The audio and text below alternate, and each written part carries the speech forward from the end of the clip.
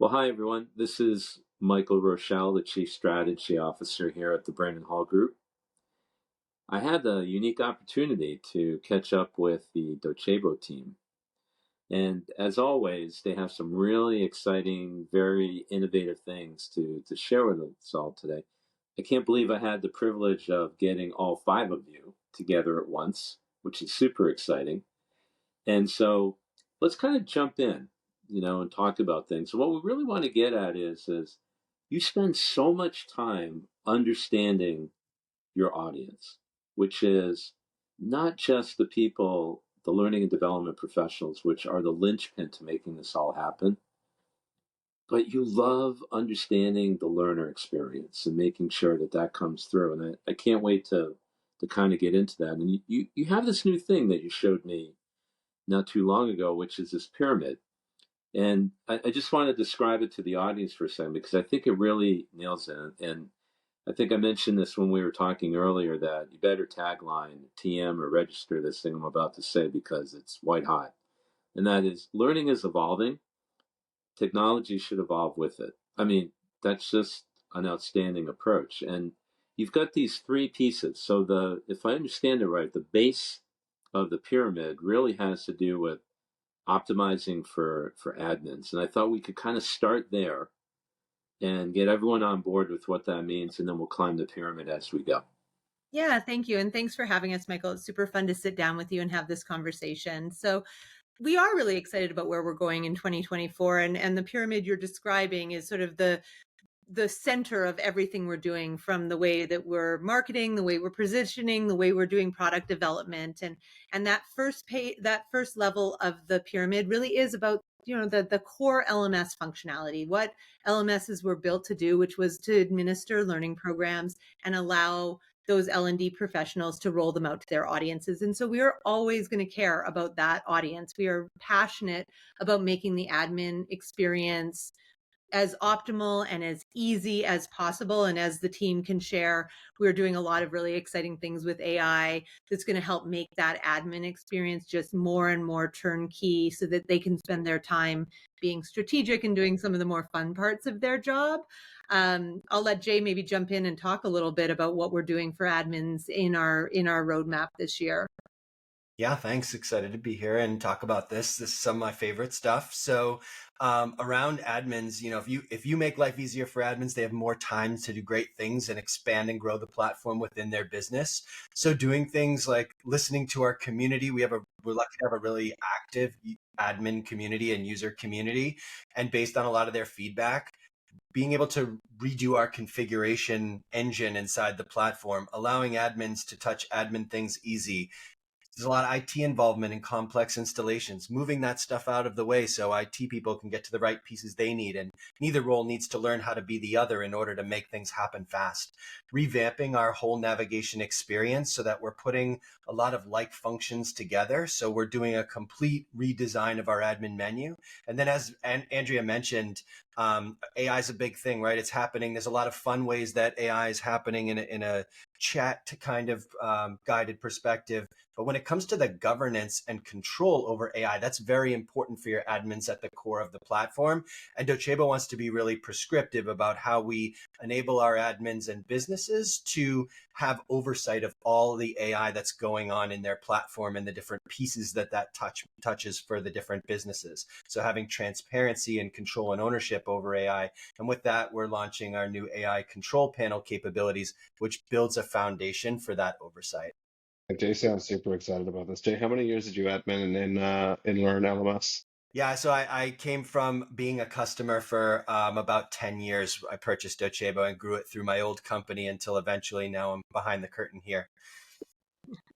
So he really gets Yeah, it. He knows he how does get it. important that bottom piece of the pyramid is. And I think that's, our core buying audience, the people who really care about this, we just are always thinking about how to make their lives better. And then I think, Michael, if you want to jump to our next level of the pyramid, we can talk a little bit about the learners. Yeah, I think that's interesting. You have some subtle transitions in that. In the pyramid, I think you make an interesting statement, which is optimizing for admin. That's like the legacy. Mm-hmm. That's the legacy part of platform, right? Yeah. but to kind of introduce to the group and to the audience is this idea that optimize for engagement is now contemporary Yeah. learning platforms.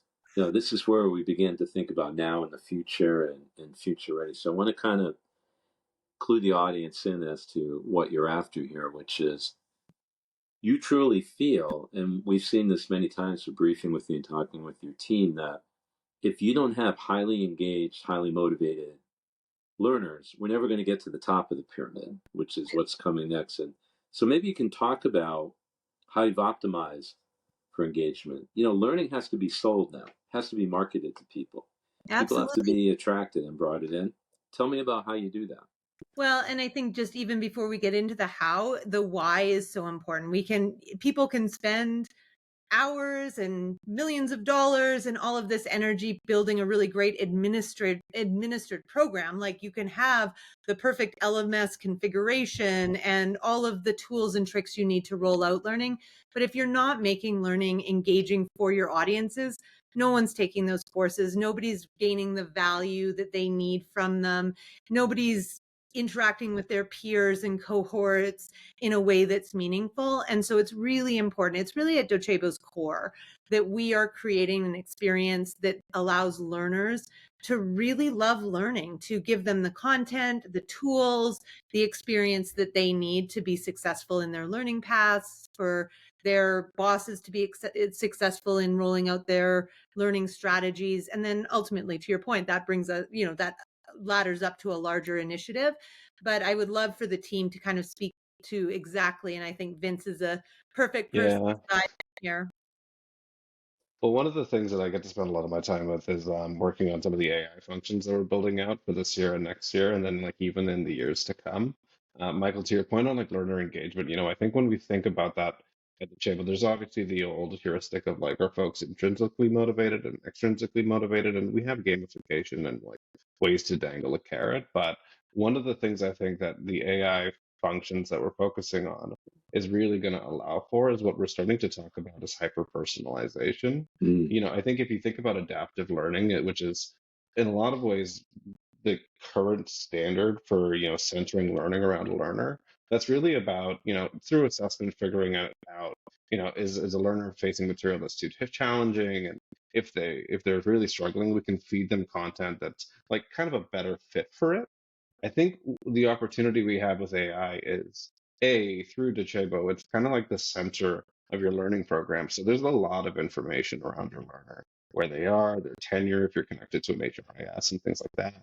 And so we can build a really robust learning profile, but with generative AI and an understanding of their interests, their skills, instead of forcing through adaptive learning learners to like a path of best fit, we can just use generative AI to create that path for them. And so, you know, what more relevant learning can you have when you can just kind of create bespoke content based on a learning profile? And so it's nice to always have gamification and things like that to extrinsically motivate learners to move forward. But I think what we can do insofar as upping relevance in content through generating around learning profiles is something that is kind of cool to me as a big dork for this stuff.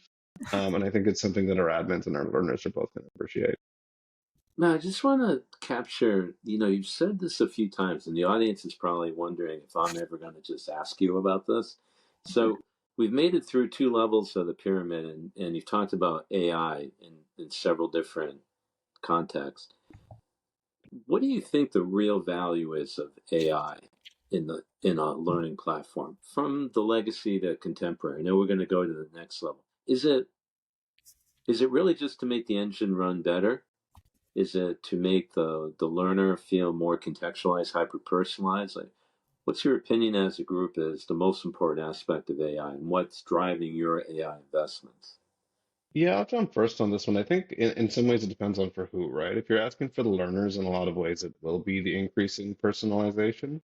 For admins, like I think, and I'm sure Jay can agree with this, there's just so much toil Hmm. involved with running a learning program. I think everybody's really excited to do skills-based learning, or if they haven't started that journey, they're midway through it, and getting to the top of that summit is like bogged down with the amount of metadata management and toil involved in that. And so, I think if you're running a program, for an admin, stripping that toil out of your day to get back into strategy, which is something that we're seeing AI like be extremely successful with insofar as like categorization, recognition, and things like that, especially handling large amounts of data. So I think for admins, in a lot of ways, it's toil back, like toil out of their way to focus on strategy. For learners, it's personalization and the ability to kind of just get something that means a lot to them really quickly. But I'm curious what the rest of the team thinks. Yeah, I would agree. I mean, just pulling work out of the system. And that system's going to look different at every organization, but there's always a ton of extra things that bog down the team where they could, those resources are otherwise best directed. I think that's huge. Optimizing and recognizing patterns, whether that's like in the work that folks are doing, in the areas that they're focusing on versus should be focusing on from administrative perspective. And then I think the other part is just the idea of getting 90% there on something new that you're trying to build or do. That is a huge time saver when you don't have to keep starting from scratch, getting down a path and then going back to zero and trying again, maybe when it didn't work out. If you've got, AI alongside of you in this companion capacity to get you 90% to an idea to fruition, you can spot those mistakes quick. You can fail fast, and then you can get to the right thing that will work. Risa and Christy, I know that you got threads in here too that are being impacted by that. And I know that we're talking data and insights. In fact, we'll be talking about that in an upcoming roundtable. And then Christy, the embedded learning and integrated product line. How does this all start to play in the first two pieces of this pyramid? Yeah, well, I'll jump in on that first if that's okay, Haiza. But you know, one of the big pieces on the embedded learning that I think is super important around the engagement piece uh, is we've been talking about sort of creating the content and engaging people in terms of the content itself. But I think a really big piece of it also, and you alluded to this a little bit, Michael, is around, bringing people into the content and bringing them to the training. So one of the big things we're doing with the embedded learning is trying to put that learning right in front of people wherever they are, so they don't have to make that conscious decision of, oh, I'm have to go check out this training, I want to learn more about this, I'm going to go in here. We're trying to get it right in front of them where they need it, when they need it, in the context of whatever it is that they're doing, to really keep them engaged in the work that they're doing, to keep them productive, to reduce that barrier that we see a lot. And I think that admins struggle with and content creators struggle with in terms of getting that content actually in front of people. So that's one of the big pieces around engagement that we're focusing on, is really just bringing learning outside of the tool itself, Docebo itself, the more traditional LMS, and putting it into these tools where learners are every minute of every day, Microsoft Teams, for example, those sorts of tools. And then it's up to you, right? So to bring it all together and provide the insights, right? So you're the insights person. Yes, yes. And I think it goes really well with what you said just at the beginning about having like really understanding the audience.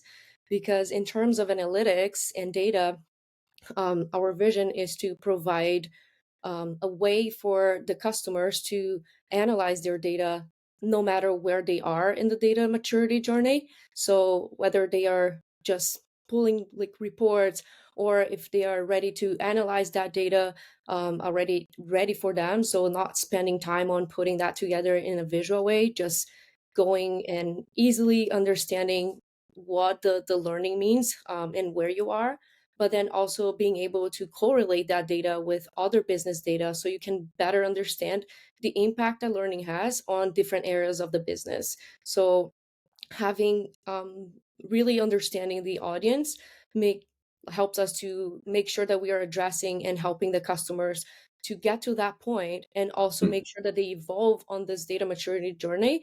So giving them the support for that, and also being able to do that as well with their learners, being able to collect that feedback easily, being able to have that information at the fingertips so they can make informed decisions based on the data that they have. So Andrew, I'm going to take it back to you. Let's go up to the last level of Yeah. the pyramid. Now we're talking optimized for business, right? Yeah. And now we're talking about the world's most powerful learning platform. That is a very bold statement. We So stand let's tell everybody why it's true. Yeah, absolutely. Well, as you've heard from all the members of the team, we're thinking about learning. We're thinking about the learners in a variety of different ways. We're thinking about how we engage learners at the front end of their journey, how we provide information to them along that journey, and then how we measure that impact. And it's when we get to that impact that we start talking about business, because we all know with the world we're in, learning is critical to businesses now. You can't hire your way out of a skills gap. You've got to be able to upskill your resources. You've got to provide these learning opportunities so people are engaged and stay with your company. And when you have those engaged, excited, growing employees and learners, whether they're internal or external audiences like customers, you know it's ultimately just a win for the business. So we're starting to really think about how we bring all of these capabilities of our platform to make sure businesses can optimize for their best opportunities with learning programs, show a real impact on their revenue, on their retention, all of those pieces that CEOs and CFOs are spending a lot of time thinking about. So Jay, what I hear from this is an extraordinary amount of investment.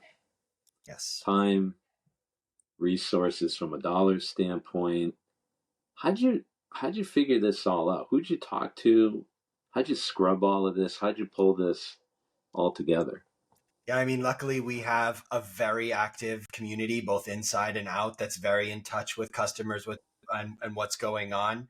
Um, my involvement here at Docebo is a direct result of that. You know, I was a customer that was participating in some of our advisory boards that we have. We dedicate special events to bringing the people that are pushing the platforms the hardest and the furthest together to share those different insights.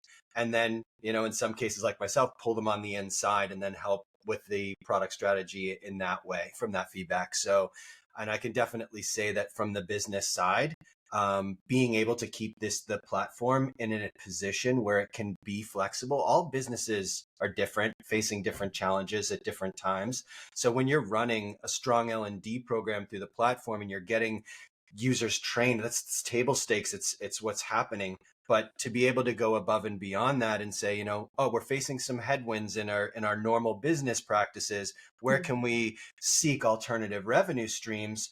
Well, then you start maybe implementing some of the e-commerce features, turning those switches on, start pulling in revenue from the training program. It doesn't have to be just a drain on the business. It can be a profit center, and allowing for the flexibility to turn that on. We can do that.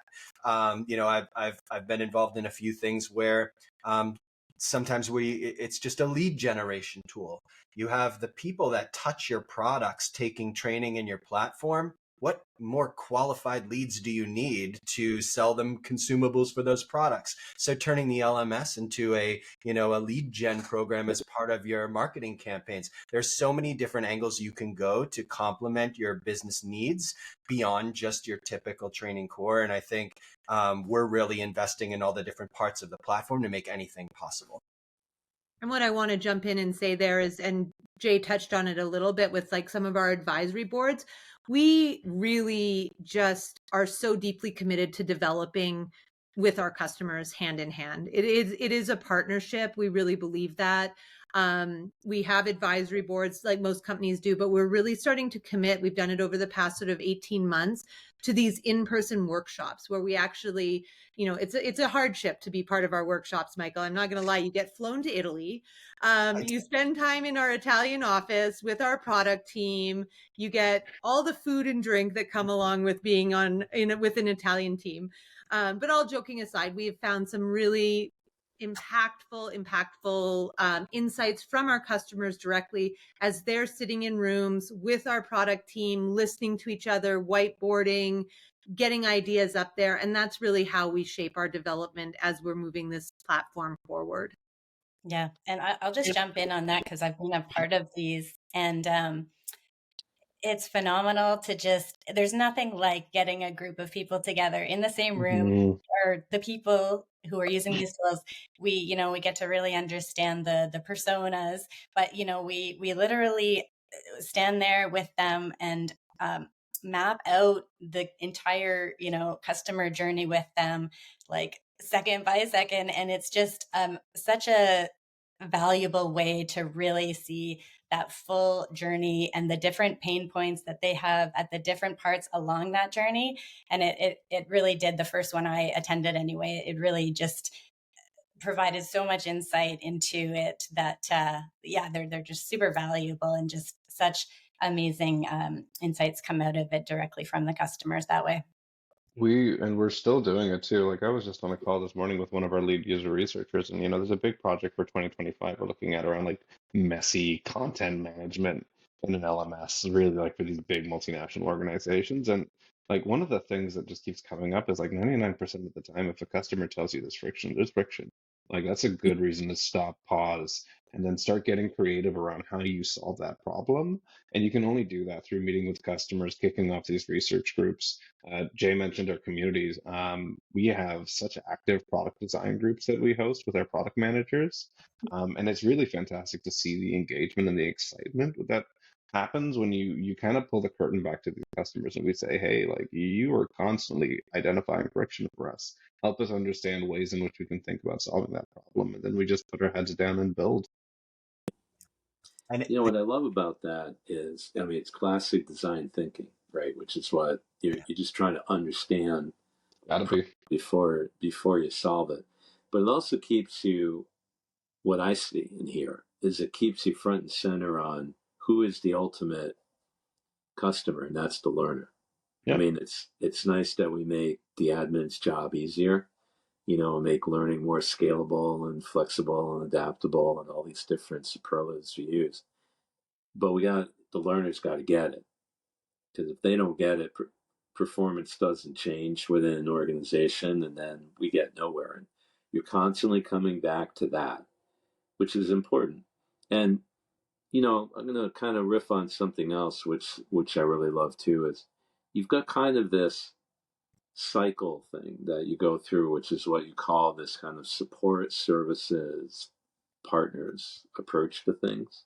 And I thought maybe, for the audience before we start to wrap up is t- take us through what that means. I think there's too many providers out there that forgot the second S in SaaS. It's software as a service. It's software that's supposed to be a service. And right now, we got a lot of providers out there, right? That I think they only focus on the first S, which is shrink wrapped in a box, open it up, ready to go.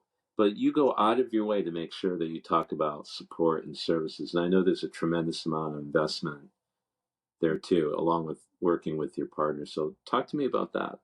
Yeah, and I'll just sort of start us off, and then the team can kind of get into some of the specifics. But when we started to reimagine Docebo last year, we started to really think, what is the future for Docebo, and also for our customers and our learners, and how do we want to optimize that? The services and support piece is integral. So when we think of our platform, we're obviously thinking about our software, but we think of our platform even more extended as more of an ecosystem that also includes all of those human touch points of the support, the services, and then our partners play a huge role in how to support our customers in executing at the very best opportunity that they have. And so we just don't think one can work with the other. You need somebody there with you every step of the way to make sure all of that optimization is being optimized specifically for you, because Jay made the point, every business is different, every use case is different, and making sure you have the people that you can call up and say, we need help, and we're there to support you. So we've been launching different tiered support and services that we're kind of continuing to roll out over the course of this year, and Jay can kind of speak a little bit more to those specifics, but we're feeling really good about this ecosystem that we're building for everybody that's touching the platform.